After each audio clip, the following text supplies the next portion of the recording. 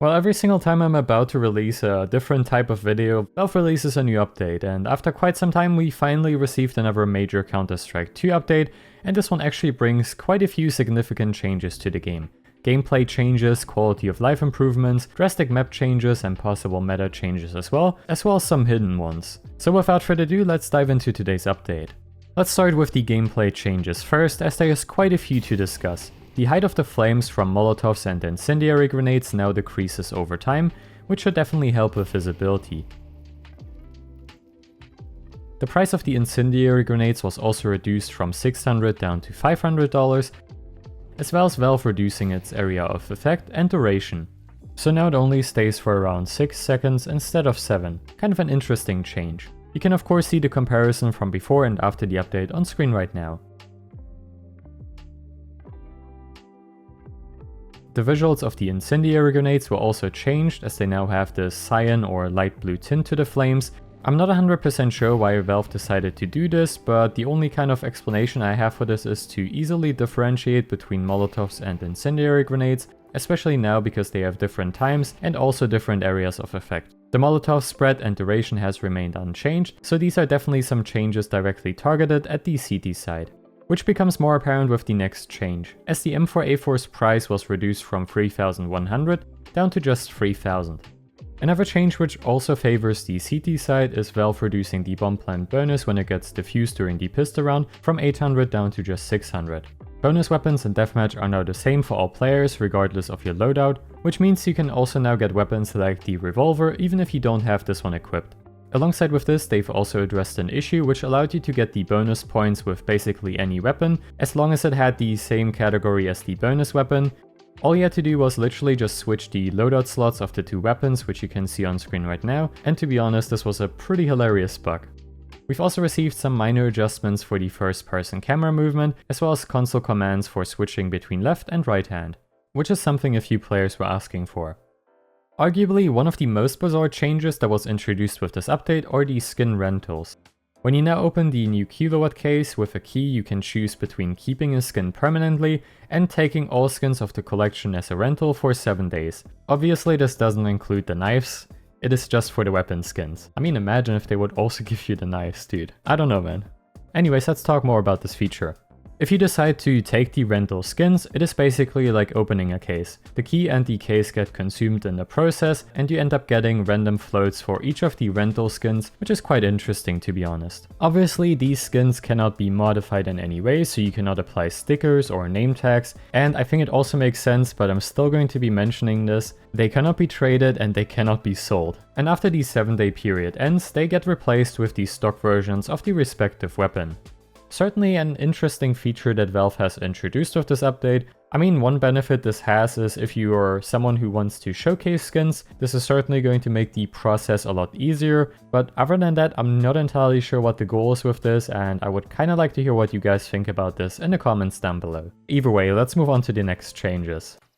Chickens, yay! Let's talk about the chickens. Can you believe it? They've received their own patch note.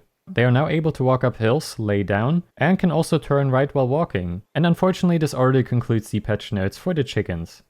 For the user interface changes, we've received some various performance improvements for the warehouse main menu background. However, even after this update I have still relatively low frame rates with this one, so I'm not entirely sure what's going on here, but Valve, please fix.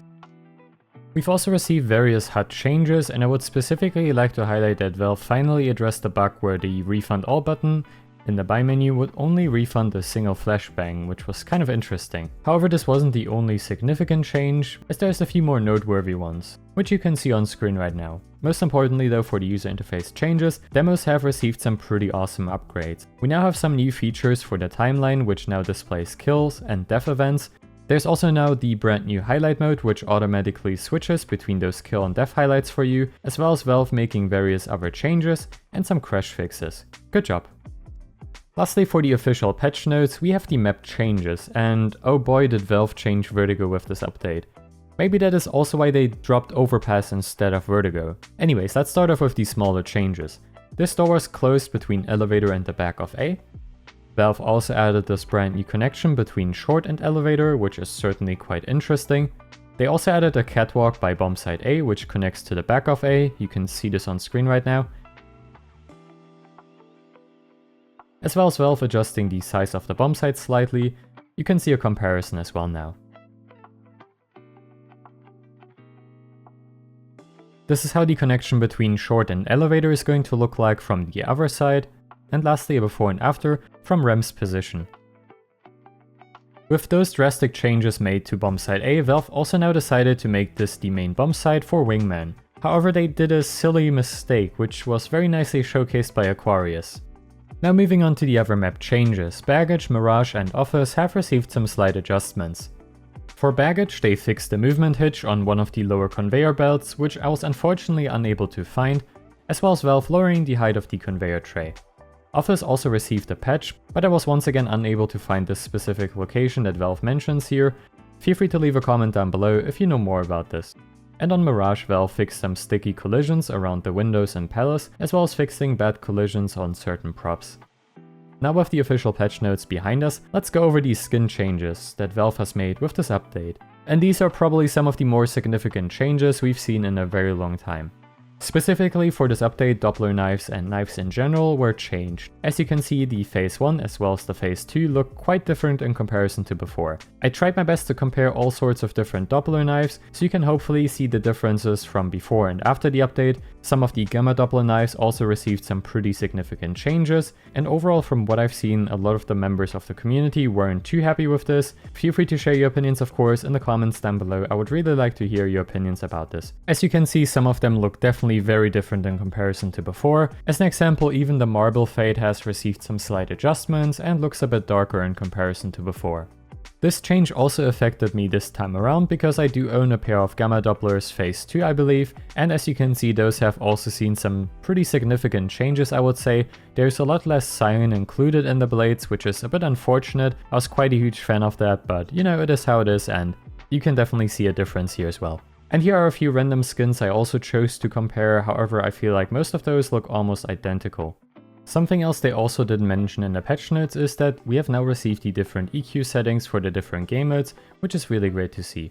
Well, and that already concludes today's video. Thank you so much for watching it, I hope it was informative and enjoyable to watch. Consider subscribing if it was, and I will see you of course in the next video. Bye guys.